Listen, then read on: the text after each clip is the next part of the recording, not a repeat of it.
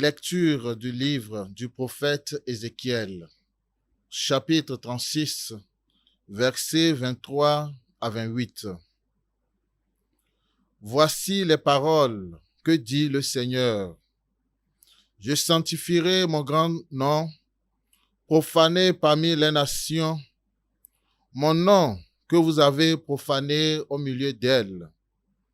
Alors, les nations sauront que je suis le Seigneur, oracle du Seigneur Dieu, quand, par vous, je manifesterai ma sainteté à leurs yeux.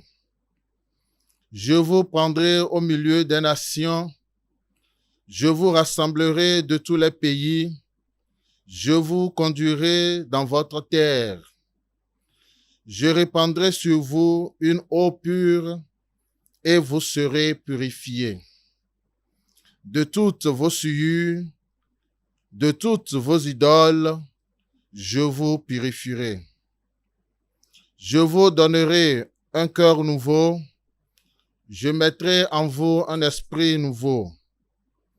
J'ôterai de votre chair le cœur de pierre, je vous donnerai un cœur de chair. Je mettrai en vous mon esprit, je ferai que vous marchiez selon mes lois, que vous gardiez mes préceptes et leur soyez fidèles. Vous habiterez le pays que j'ai donné à vos pères. Vous serez mon peuple et moi, je serai votre Dieu. Parole du Seigneur. Nous rendons grâce à Dieu.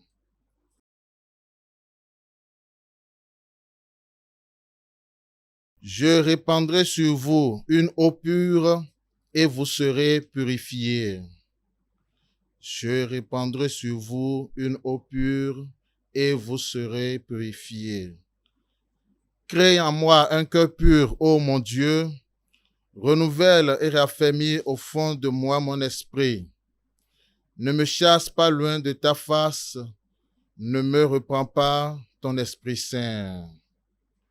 Je répandrai sur vous une eau pure et vous serez purifiés.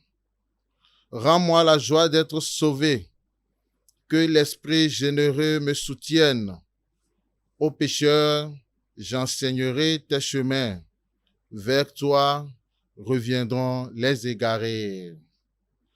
Je répandrai sur vous une eau pure et vous serez purifiés. Si j'offre un sacrifice, tu n'en veux pas. Tu n'acceptes pas d'holocauste. Le sacrifice qui plaire à Dieu, c'est un esprit brisé. Tu ne repousses pas, ô mon Dieu, un cœur brisé et broyé. Je répandrai sur vous une eau pure et vous serez purifiés. Acclamation de l'Évangile.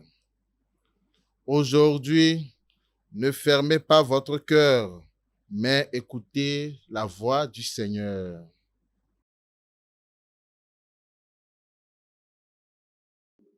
Évangile de Jésus-Christ selon saint Matthieu. En ce temps-là, Jésus se mit de nouveau à parler aux grands prêtres et aux anciens du peuple, et il leur dit en parabole: Le royaume des cieux est comparable à un roi qui célébra les noces de son fils. Il envoya ses serviteurs appeler à la noce les invités, mais ceux-ci ne voulaient pas venir.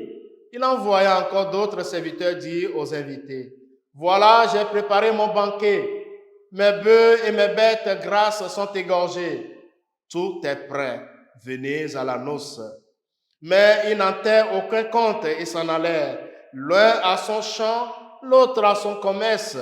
Les autres empoignaient les serviteurs, les maltraitèrent et les tuèrent. Le roi se mit en colère. Il envoya ses troupes, fit périr les meurtriers et incendia leur ville. Alors il dit à ses serviteurs: Le repas de noces est prêt, mais les invités n'en étaient pas dignes. Allez donc aux croisées des chemins. Tous ceux que vous trouverez, invitez-les à la noce. Les serviteurs allèrent sur les chemins. rassemblèrent tous ceux qu'ils trouvèrent, les mauvais comme les bons, et la salle de noces fut remplie de convives.